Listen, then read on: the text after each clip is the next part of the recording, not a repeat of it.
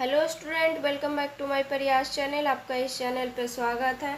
हम लोग पढ़ रहे थे स्टूडेंट इडुटेरिया के द्वारा जो है 71 बीपीएससी प्रीलिम्स के लिए प्रखर 2.0 एमसीक्यू बैच चलाया गया है। उसी का जो है हम लोग एमसीक्यू क्वेश्चन पढ़ रहे थे और इसमें जो है हम लोग सब्जेक्ट पढ़ रहे थे स्टूडेंट, वो हम लोग का सब्जेक्ट है बायोलॉजी। तो जो भी स्टूडेंट इस चैनल पे नए हैं, इस चैनल को जो है ज़रूर सब्सक्राइब कीजिएगा और जिनका भी अभी 71 बीपीएससी प्रीलिम्स का एग्ज़ाम है उनके लिए जो है ये बायोलॉजी का क्वेश्चन बहुत ज़्यादा इम्पॉर्टेंट है। तो इस वीडियो को जो है पूरा देखिएगा।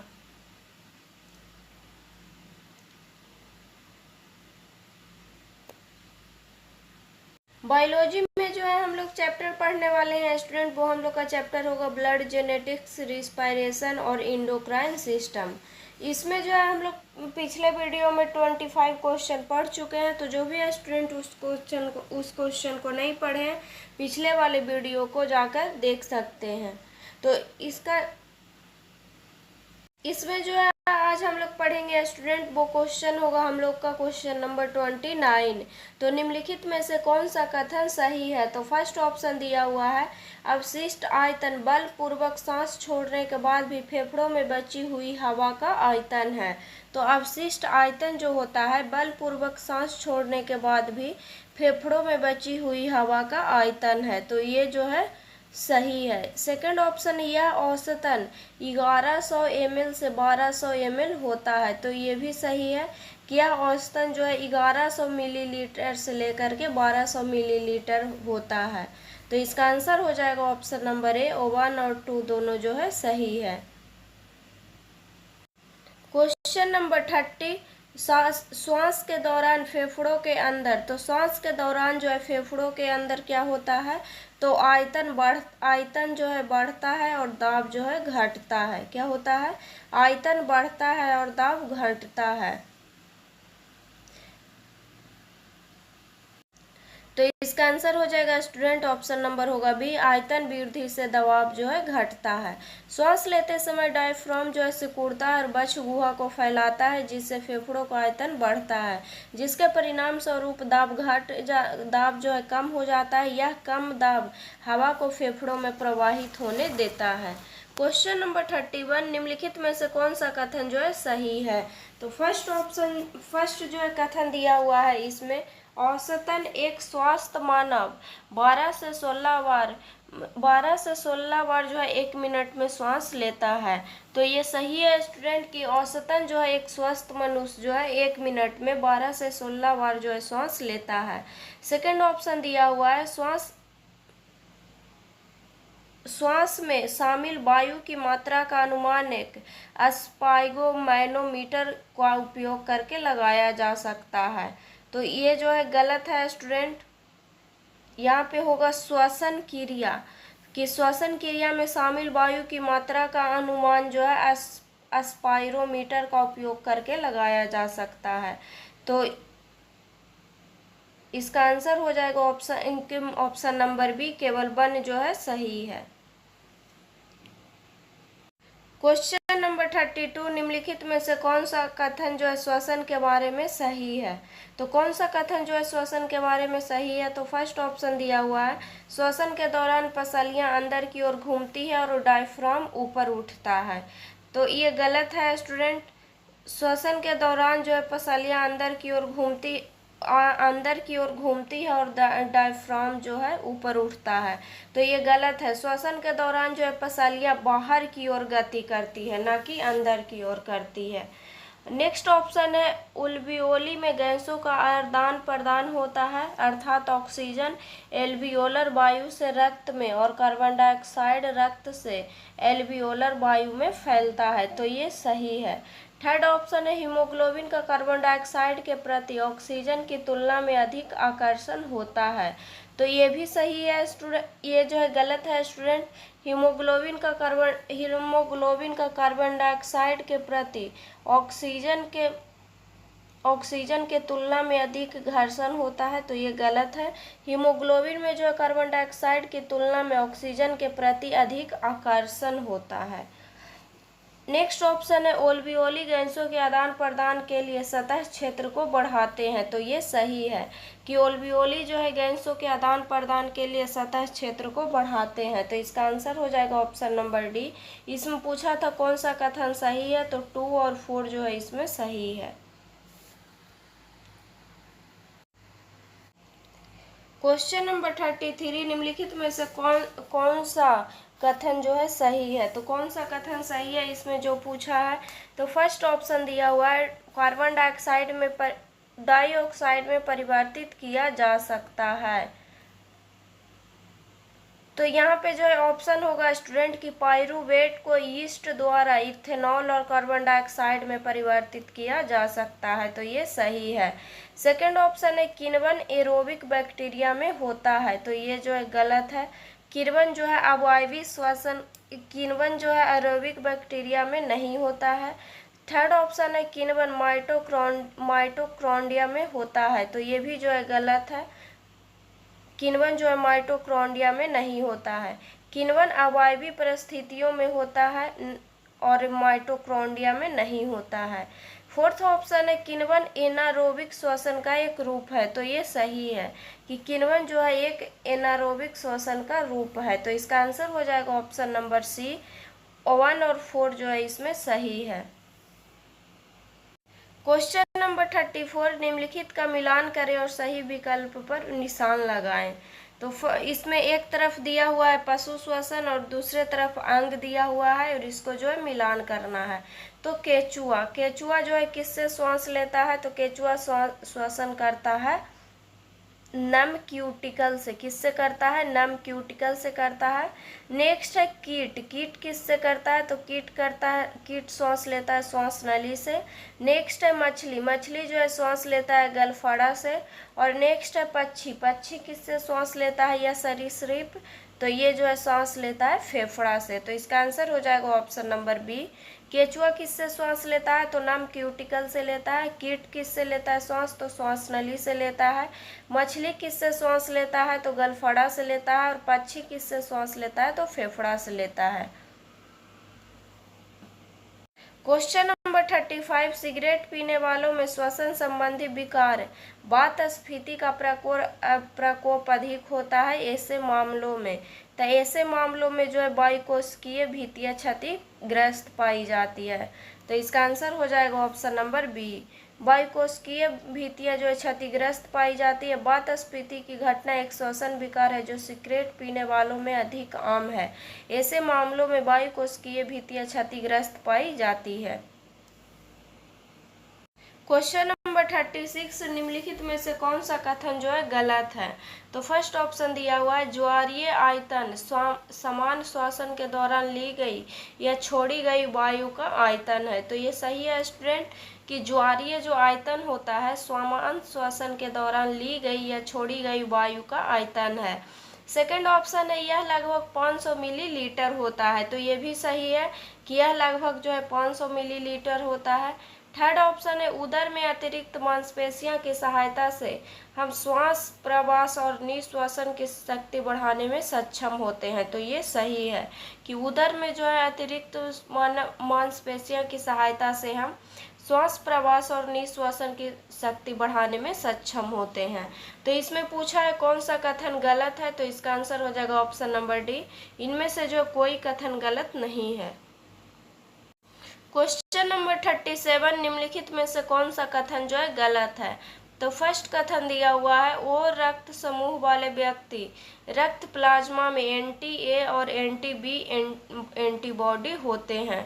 तो ये जो है सही है स्टूडेंट कि ओ रक्त समूह वाले व्यक्ति के रक्त प्लाज्मा में एंटी ए और एंटी बी जो है एंटीबॉडी होते हैं।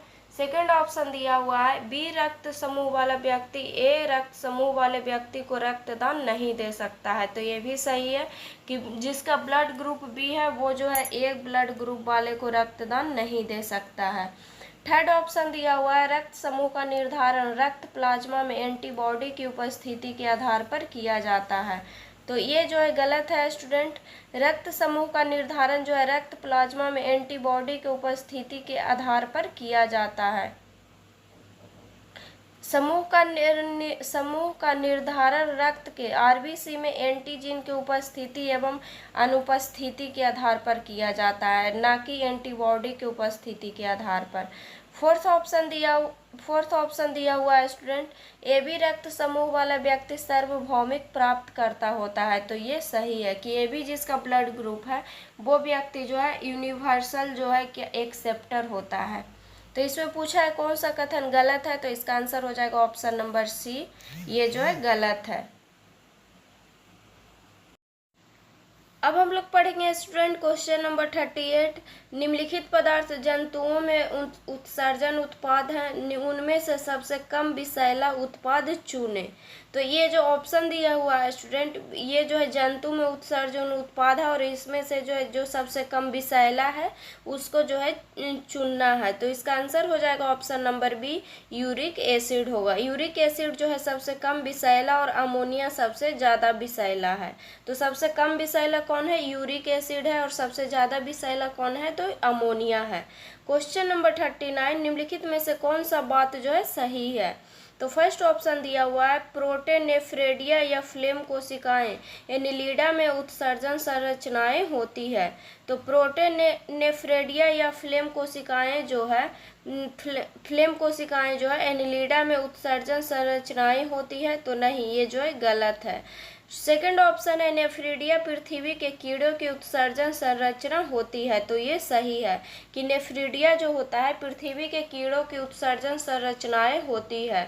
तो इसमें पूछा है कौन सी बातें सही है, तो इसका आंसर हो जाएगा ऑप्शन नंबर सी, केवल 2 जो है सही है। प्रोटोनेफ्रिडिया या ज्वाला कोशिकाएं जो होता है, जिसको फ्लेम कोशिकाएं बोलते हैं, वो जो है प्लेटेहेलमिन्थिस में जो है उत्सर्जक संरचनाएं होती है, ना कि एनिलिडा में। क्वेश्चन नंबर 40, मानव मूत्र में आमतौर पर अम्लीय होता है, क्यों? तो मानव मूत्र जो है आमतौर पर अम्लीय क्यों होता है? तो क्योंकि जो है हाइड्रोजन आयन सक्रिय रूप से निस्पंद में स्रावित होते हैं। क्यों होते हैं? क्योंकि हाइड्रोजन आयन जो है सक्रिय रूप से निस्पंद में स्रावित होते हैं। तो इसका आंसर हो जाएगा ऑप्शन नंबर सी।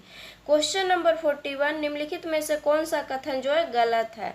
तो फर्स्ट ऑप्शन दिया हुआ है, गुर्दे के अलावा फेफड़े, जिगर और त्वचा भी निष्कासन अपशिष्ट को समाप्त करने में मदद करते हैं। तो ये जो है सही है स्टूडेंट कि गुर्दा के अलावा फेफड़ा, जिगर और त्वचा भी जो है निष्कासन अपशिष्ट को समाप्त करने में मदद करते हैं।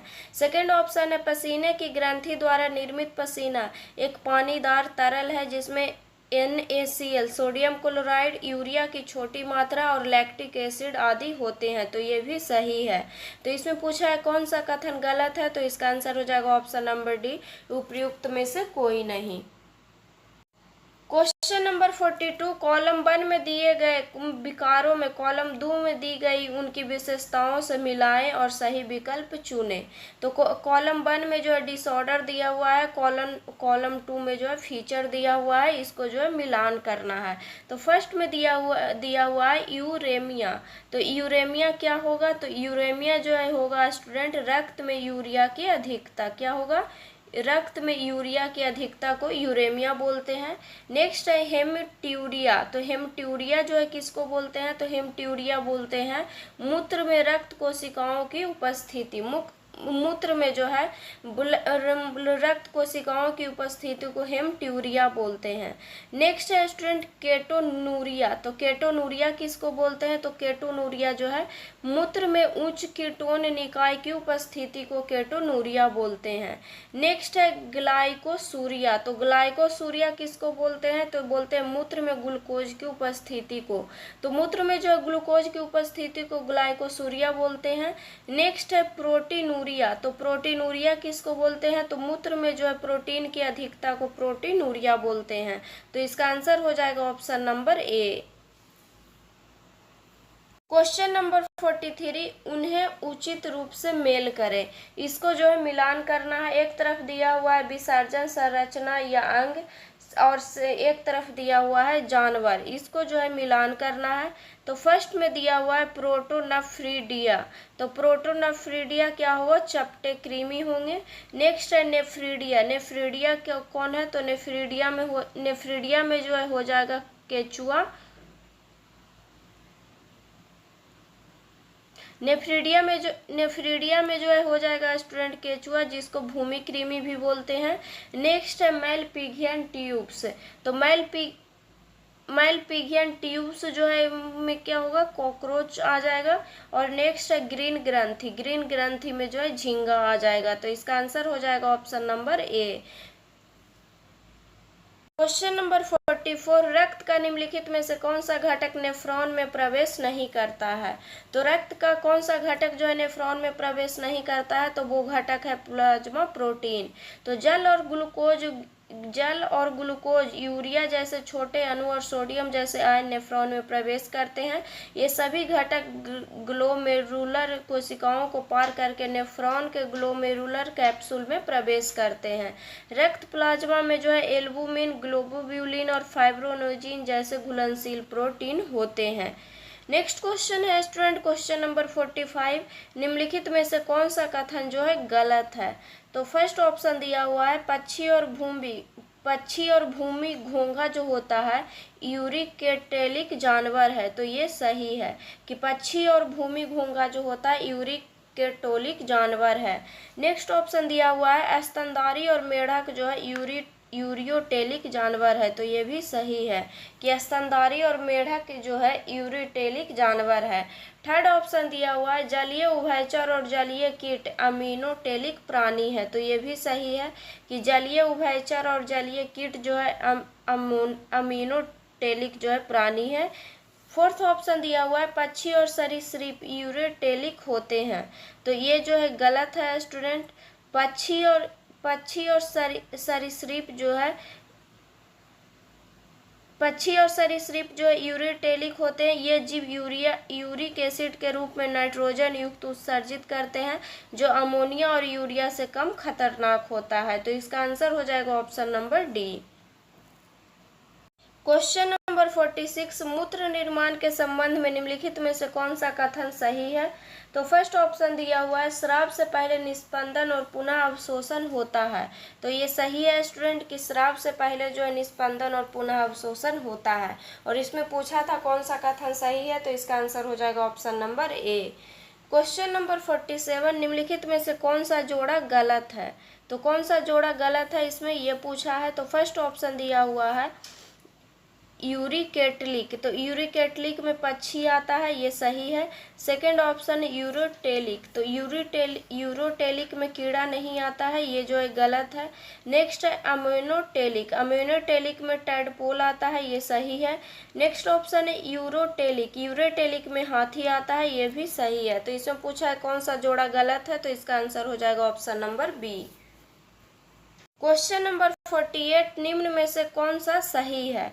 तो कौन सा सही है इसमें। तो फर्स्ट ऑप्शन दिया हुआ है शरीर के सारा रक्त गुद्दे के माध्यम से अवशोषित होता है। तो ये जो है गलत है स्टूडेंट। शरीर का सारा रक्त जो है गुद्दे से होकर गुजरता है, न कि गुद्दे के माध्यम से अवशोषित होता है। सेकंड ऑप्शन है शरीर का सारा खून किडनी से होकर गुजरता है। तो ये सही है कि शरीर का सारा खून जो है किडनी से होकर गुजरता है। थर्ड ऑप्शन दिया हुआ है शरीर में सारा खून किडनी के जरिए फिल्टर होता है। तो ये जो है गलत है स्टूडेंट। गुद्दा जो है ब्लड को फिल्टर करता है।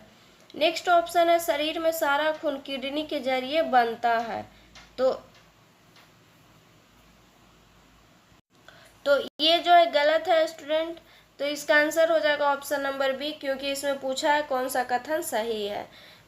नेक्स्ट क्वेश्चन है क्वेश्चन नंबर 49, नाइट्रोजनी अपशिष्ट पेस्ट के रूप में उत्सर्जित होता है।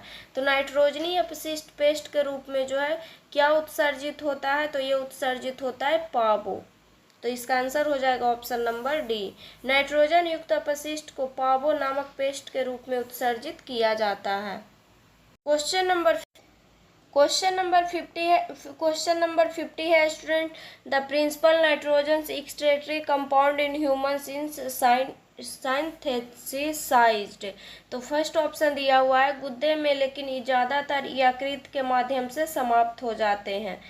तो इस सेकंड ऑप्शन है गुद्दे में और साथ ही गुद्दे द्वारा समाप्त हो जाते हैं।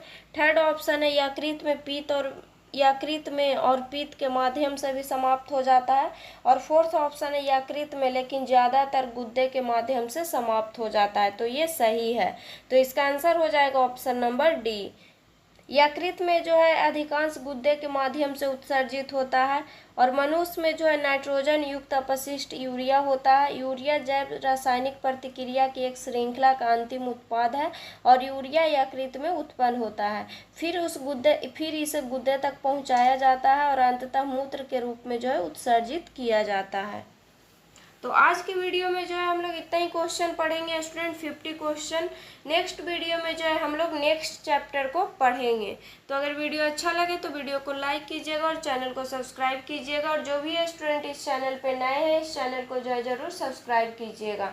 और जिनका भी अभी 71 बीपीएससी प्रीलिम्स का एग्जाम है, उनके लिए जो है ये साइंस का क्वेश्चन बहुत ज़्यादा इम्पॉर्टेंट है, तो इसको जितना हो सके उतना रिविजन कीजिएगा।